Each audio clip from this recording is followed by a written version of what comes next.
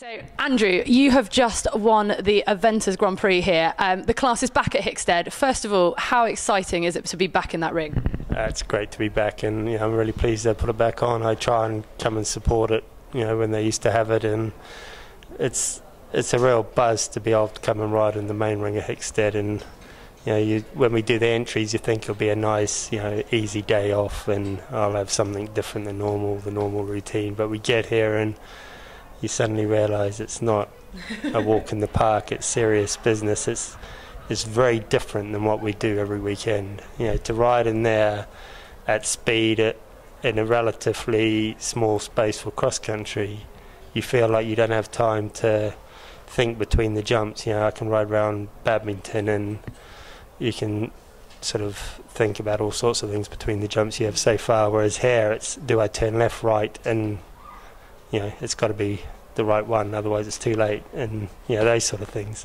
Massively quick reactions, and I saw a few people when they came off walking the course, and a few people have brought a couple of younger horses here. There were a few green faces, I have to say. What did you think when you walked it? I thought it'd be very intense. Yeah. I only watched Tom go round, and then the second one, Jeanette Breakwell, and I thought Tom did a superb job. He made it look very easy, he went in a good rhythm, and you knew straight away that you're going to have to go fast, otherwise Tom's going to win it from the beginning. And I sort of just heard a few others were having problems, and I wasn't surprised because I thought it was intense, and to ride it, it felt the same. The jumps weren't big. Yeah. And they weren't difficult for our event horses, but when you put speed on in a small space, you can make anything difficult, can't you? Well, you proved you are the master, because your beautiful horse, who I don't know much about, I'm going to talk about him in a second, but he just blistered through that water. But so many horses, so many people actually went for a swim. I think it was 3 or 4 riders went for a ducking. What was it about that fence that caused so many problems? I think it's the Christmas tree avenue behind the log. You jump the log and then land on the grass, don't you? Then go into the water, and they've put a line of trees to keep you on the right track because there's rubber matting through the water, and I think that is like horses jumping into a tunnel. They sort of they go into their self a bit, and I would think that was half the problem. Then the other half is the water in the middle is very deep, which we know that, so you just have to get in and then slow them up a bit, which Tom didn't know. Obviously it's his first time here, and none of us were going to tell him. Yeah, he did go for it, jump in hugely.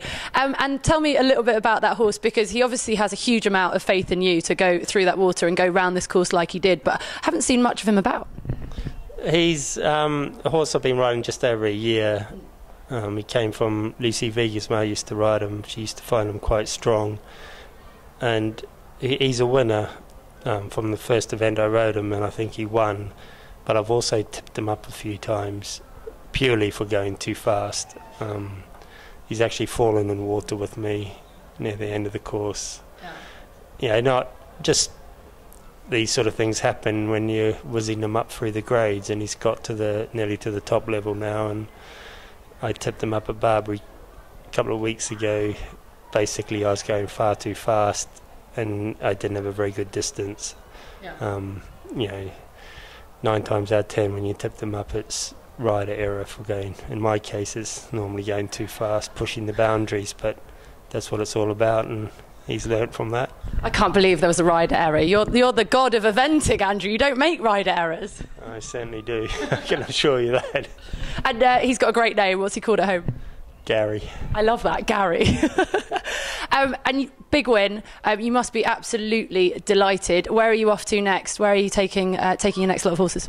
I go to Chumley Park on Sunday. He's going there actually just for an OI, and then to prepare him for Gatcombe for the Open Championships. So Kilnabarraga is in the Open at Gatcombe, and I've got a bunch of others going to Chumley who are in like novice championships, intermediate championships at Gatcombe, and it's a great place to tune them up hopefully for Gatcombe. And do you get a bit of time off now to celebrate tonight?